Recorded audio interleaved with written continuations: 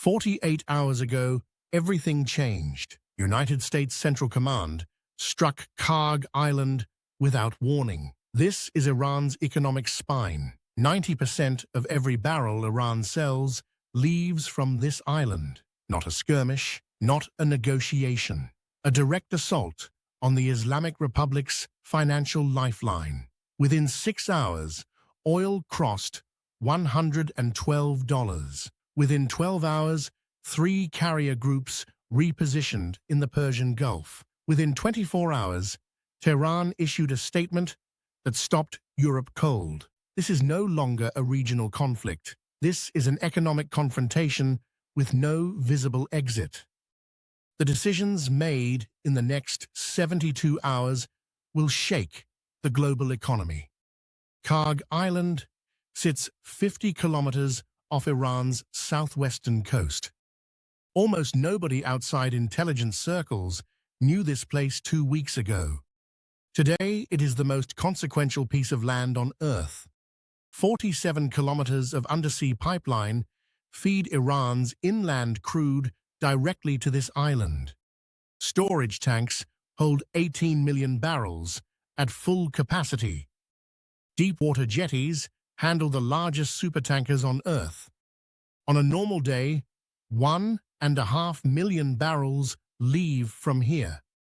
They go to China, Japan, South Korea, and Gulf ports. Iran saw this coming. In 3 weeks before the strike, they doubled their export rate. Every tank was filled. Every ship was loaded. They were building a financial cushion before the door came down. It did not save them strategically. The strike destroyed every military installation on the island. Radar towers gone. Anti-aircraft batteries gone. Garrison infrastructure eliminated. But the oil terminal was deliberately left standing. The storage tanks were untouched. The processing infrastructure was untouched. Washington placed a loaded pistol on the table. The condition attached was simple. Iran must not interfere with Strait of Hormuz passage. Touch the strait, and the infrastructure spared today will not survive tomorrow. But this is where the logic fractures completely. Iran cannot accept that condition without surrendering its only remaining leverage. 20 million barrels transit the Strait of Hormuz every single day. That is 1/5 of all oil consumed on Earth. Japan sources 83% of its crude through this channel. South Korea sources 78%. India sources 44%. JP Morgan projected $150 crude within 30 days of any confirmed closure. Goldman Sachs put their upper scenario at 160. This is not just an oil story, this is a food story, a manufacturing story, a cost of living crisis for almost every country on Earth. Tehran responded within the hour. The Revolutionary Guard issued a formal declaration. Any strike on Iranian oil infrastructure triggers immediate destruction of energy assets belonging to any company cooperating with American forces anywhere in the region. Read that carefully. Not American assets only. Any company, Saudi Aramco, Emirati terminals, Kuwaiti loading facilities, Qatar's entire liquefied natural gas export chain. Every Gulf monarchy is now calculating whether Washington's alignment is worth the physical risk to their own infrastructure.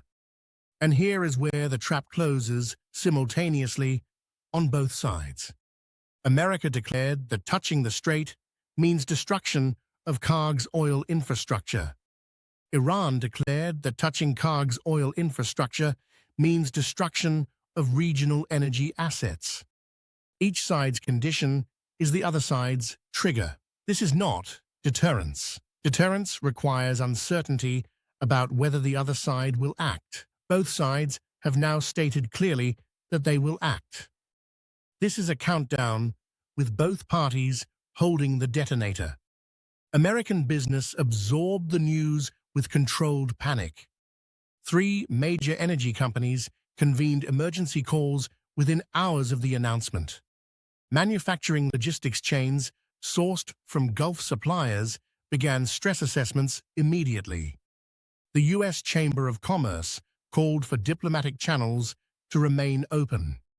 That language from the chamber is the institutional equivalent of an alarm bell. The international reaction cracked the surface of American alliance credibility. France immediately called for a Security Council session. Germany issued a statement on global energy escalation risks. The United Kingdom aligned publicly with Washington's framing, but privately senior Foreign Office officials told Brussels that London would not commit to further military escalation. Japan dispatched its foreign minister to Washington on emergency travel, not to express solidarity, to find out what the exit strategy actually looks like. Because Japan has no alternative to the crude that transits Hormuz. China said the least and mattered the most. Beijing issued one paragraph calling for restraint and dialogue.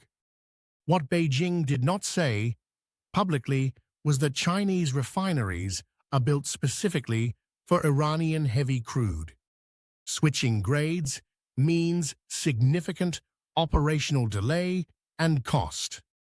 Chinese state insurers already suspended coverage for tankers within 200 kilometers of the Iranian coast. The machinery of China's Iranian oil relationship is stalling, regardless of what any official says. Washington now faces three paths, and none of them are clean. Full enforcement means striking Kharg infrastructure on the first Iranian provocation, however defined. That triggers everything Tehran declared. Oil reaches $150 or beyond. Every government absorbing that cost faces a domestic political crisis. A negotiated pause requires concessions after a military strike, which reads as weakness to every audience watching. Continued ambiguity hopes Iran calculates that closing the strait costs more than it gains. But every day of ambiguity gives Iran more time to harden its contingency posture. Underground storage, dispersed command structures, proxy network activation across the region. 48 hours ago, Washington believed it sent a message of calibrated restraint. Tehran received a different message entirely. What Iran heard was confirmation that American forces will strike Iranian territory. That confirmation activates every contingency plan Tehran has built over 3 years. The oil sits untouched in Kharg's tanks this morning.